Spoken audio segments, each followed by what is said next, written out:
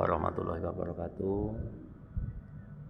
Saat ini kita sudah sampai di lokasi Mahbaroh Mbah Yai Abdul Manan, di mana nanti tanggal 18 Mei 2023 ini akan diselenggarakan haul Mbah Yai Abdul Manan. Sedikit tentang sejarah Mbah Yai Abdul Manan. Mbah Yai Abdul Manan Tipo Menggolo mempunyai nama kecil Raden Bagus Darso. Beliau putra dari Raden Ngabei Tipo Menggolo. Diperkirakan Raden Bagus Darso dilahirkan sekitar 1800-an.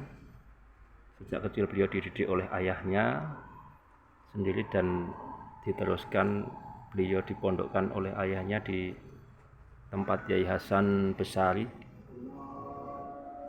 di pesantren Tegal Sari Jedes Ponorogo, Jawa Timur. Di bawah asuhan Mbah Yai Hasan Besari, beliau sering mendapat perhatian khusus. Beliau termasuk santri yang rajin. Setelah menyelesaikan pendidikan di pesantren, tidak lama Yai Abdul Manan Tipo Menggolo menikah dengan putri Demang Termas bernama Raden Ngabei Harenggowijoyo. Setelah menikah itulah Mbah Yai Abdul Manan diberi sebidang tanah oleh mertuanya dan akhirnya sekarang dijadikan tempat sebagai lokasi pondok pesantren Termas. Setelah menikah, Pangeran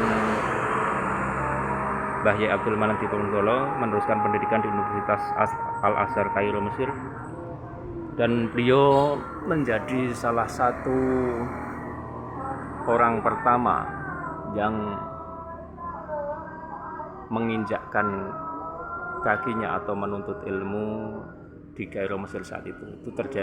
Itu terbukti dari sebuah catatan buku yang ditulis Jauh di Mata Dekat di Hati, Potret Hubungan Indonesia Mesir, terbitan KBRI Kairo. Disebutkan bahwa sekitar tahun 850-an di komplek Masjid Al-Azhar telah dijumpai komunitas orang Indonesia yang salah satu anggotanya Mbah Yai Abdul Manan.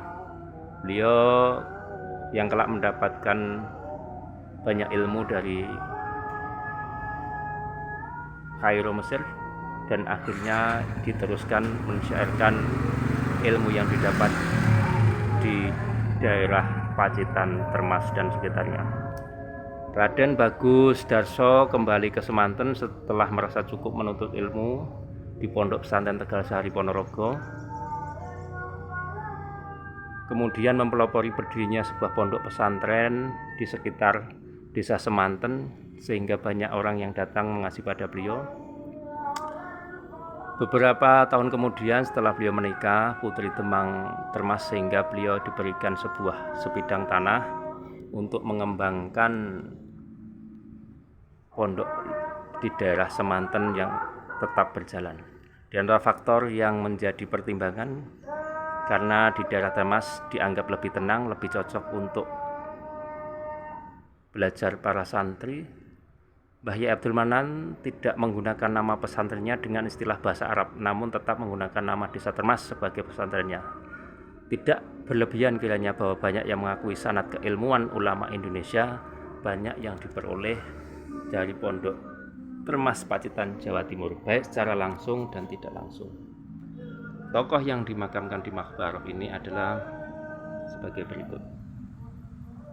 Sekian dari kami, semoga bermanfaat. Akhirul kalam, wassalamualaikum warahmatullahi wabarakatuh.